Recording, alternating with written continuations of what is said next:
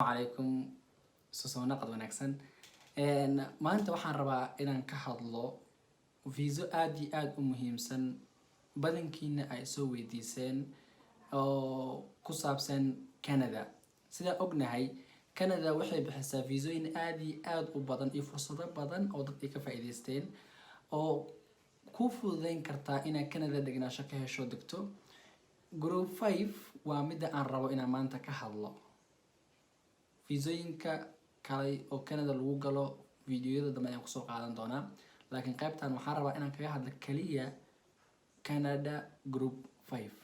Canada Group 5 maxay tahay? Sida ka dheehan karto magaca Group 5 waxay ku saabsan tahay shan qof oo u dacwoonayso family. Dadka u dacwoonayaan lama keerti ahaan kartaa laakiin kuwa dacwoonayo waa inay ahaadaan shan qof. shantaas qof oo dacwoonayso waa inay ahaadaan dad sharciyeysan ama passport ha haystaan oo Canadian ah ama ha ahaadeen dad deganaansho wadanka ku joogo. way sponsor gareyn karaan haddii sponsor gareeyaanna waa inay kasoo baxaan shuruudihii laga rabay inay qaxooti sponsor gareeyaan. waana qaxooti oo kaliya waxay sponsor gareynayaan ee qof wadan degan oo passportkiisa haysto lama sponsor gareyn karto. tusaale ahaan passport Soomaaliya haysataa Canada Group 5 kama qayb qaadan kartid. shuruudahaas iyo qaybo kale ayaan kusoo qaadan doonaa videogan. waxaan kaloo ka hadli doonaa sababaha ugu waaweyn oo Canada Group 5 loo soo diido. sida ognahay dad badan ayaa xareystay oo Soomaali ah. dad kale oo Soomaali aan ahayn way xareystaan sanad walbana diidmadu aad iyo aad ay u badan tahay. marka maxaa sababa Canada Group 5 in la diido? maxaana sababa Canada Group 5 in dad aad u yar ay ka faa'iideystaan Soomaali badan aysan xareysanin?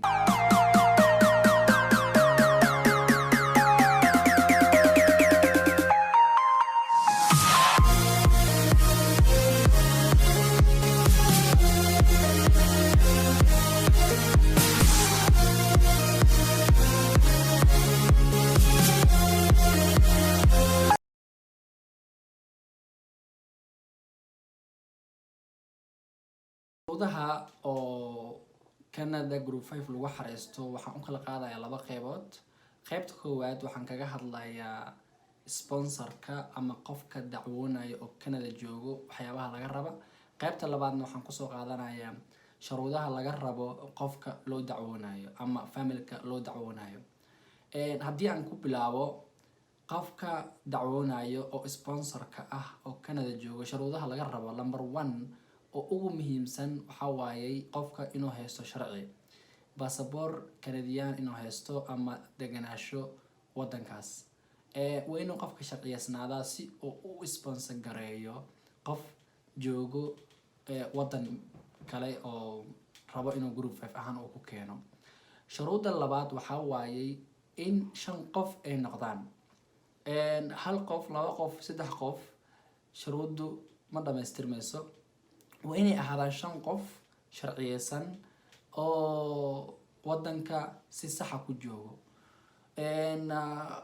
shantan qof oo sharciyeysan waa inay haddana shaqeeyaan. shantood inay wada shaqeeyaan qasab ma ahan laakiin ugu yaraan in 3 qof ay shaqeyso. waa waxyaabaha badan dadku ay qaldaan. 3 qof waa inay cadeyn kartaa inay shaqo ku filan ay haystaan oo hadhow haddii qof family-kan Group 5-ka qaxootiga ah la keeno oo ku filnaan karaan. qodobka saddexaad waxa waaye in ay ahaadaan 18 years and above 18 sano ama wax ka weyn. caruur Group 5 kama mid noqon karto. Group 5 waa inay ahaadaan 5 qof oo waaweyn oo 18 sano ka weyn. waa inay ahaadaan dad 3 qof ka mid ah ay shaqeeyaan. shantan qof dhib ma lahan waxay noqon karaan hal family, sida tusaale ahaan hooyo, aabbo iyo caruurteedii oo 5 qof ah way sponsor gareyn karaan hal family. qasab ma ahan inay intaasoo qof meelo kala duwan ay ka kala imaadaan qaraabo kale ah soo aruuriso. muhiim ma ahan hooyo, aabbo iyo caruurtoodii way sponsor gareyn karaan family. qodobka afaraad waa inay isku meel ay degi karaan oo tusaale ahaan Vancouver waa magaalo ka mid ah Canada ama Ontario caasimada. haddii aad rabto inaad qof sponsor garayso waa inaad isla degtaan hal meel oo adika ag dhow. qasab ma ahan 5 qof inay hal meel wada degnaadaan, laakiin at least 2 qof oo group 5 ka mid ah iyo qaxootiga waa inay iska ag dhowaadaan si aad ugu warqabto. qodobka shanaad waa inay haystaan lacag ku filan ayna caddeyn karaan lacagtaas inay mar walbo gaari karaan. tusaale ahaan waxaa 4 qof ama 5 qof oo waxaa rabtaa inaad sponsor garayso oo qaxooti ah. 5 qof oo group 5 ka waa inay caddeyn kartaan $25,000 ama $30,000 inay accountiga ku jirto. 5 qof waxaa lagu qiyaasaa in $30,000 ay ku filnaan karto sanadkii, sababtoo ah qofkan wuxuu ku kor saarnaanayaa 1 sano. halkaas sano oo kula joogo adiga ayaa mas-uul ka ah caafimaadkiisa, gurigiisa, wax walbo uu u baahan yahay.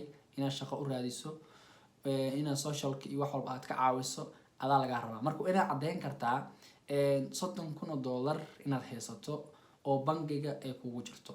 lacagtan 30,000 waa inay adiga ka imaadaa group 5 ahaan. dadka Canada joogo waa inay ka imaadaa oo aan qofka qaxootiga ah oo loo dacwoonayo aan lacag laga qaadin. taas waa shuruudaha laga rabo qofka sponsorka ah ama qofka dacwoonayo.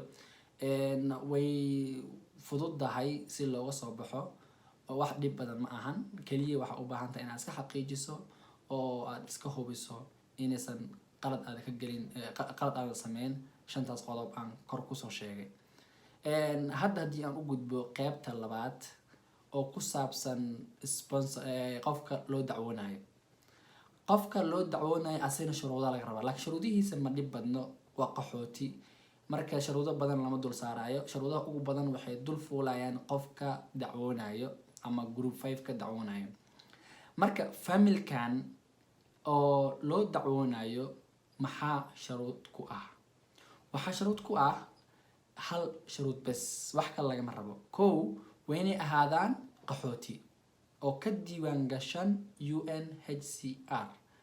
UN-ta qayb ka mida oo u qaabishan qaxootiga waa inaad ka mid noqotaa oo aad caddeyn kartaa inaad qaxooti sax tahay oo wadankaaga aadan joogin oo aad wadan kala joogtaa, wadankaas kale qaxooti ah ka tahay.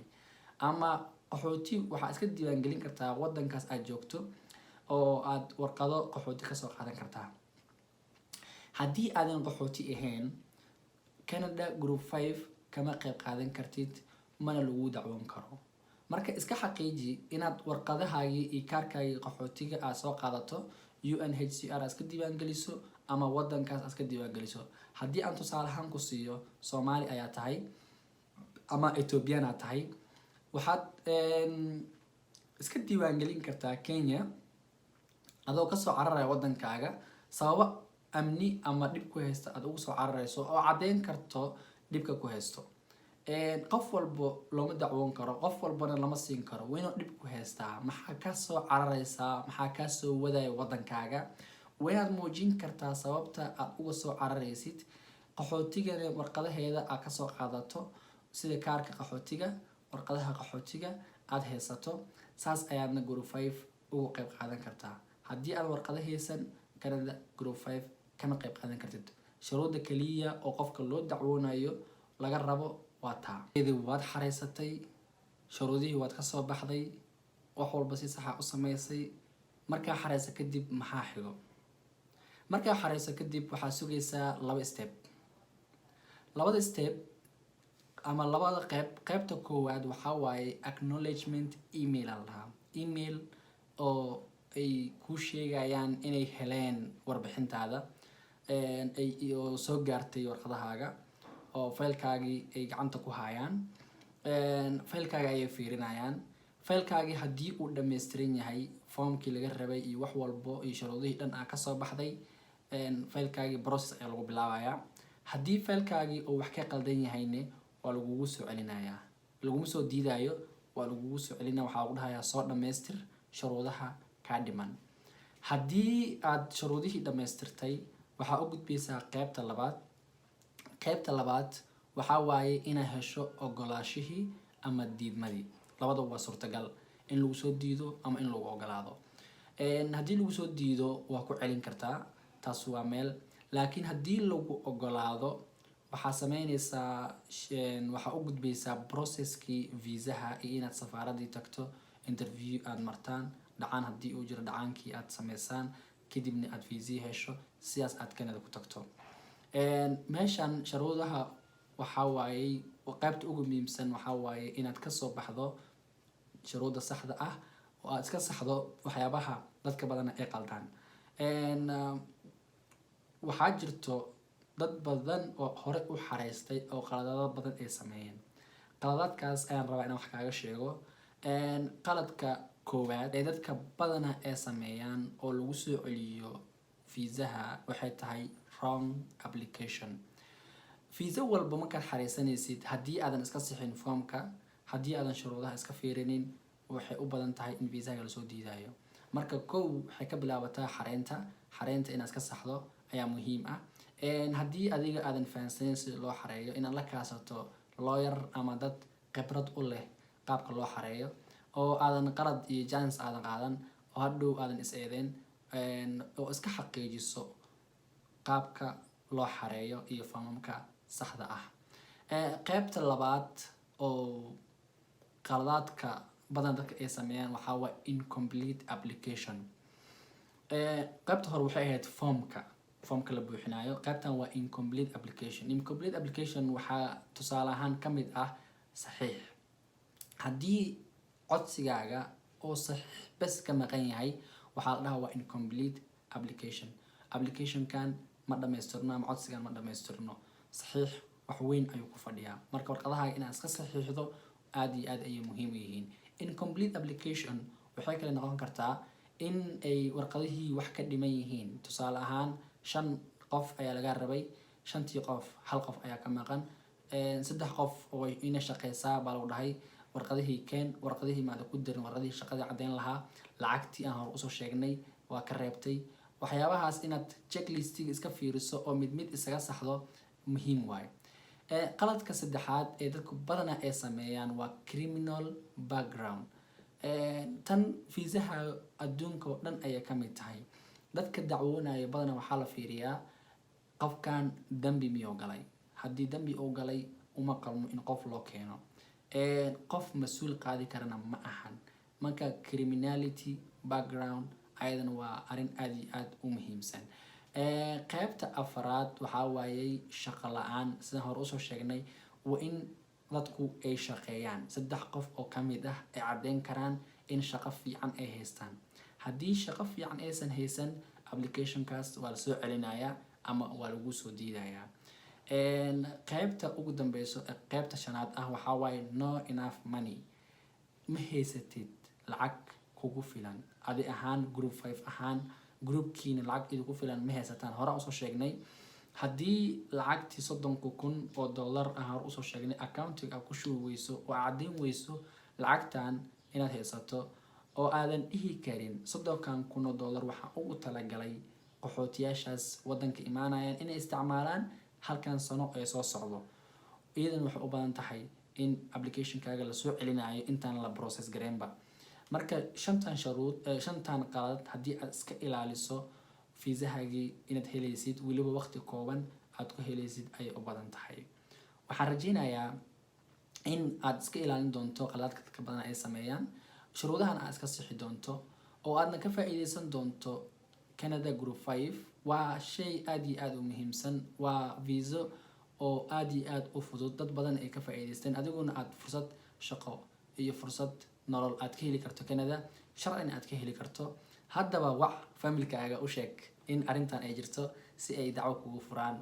mahadsanid. hana iloowin inaad subscribe dhahdo, lana wadaag videogan qaybaha dadka dacwada wado ama dadka buufiska hayo si ayagana ugu faa'iideystaan.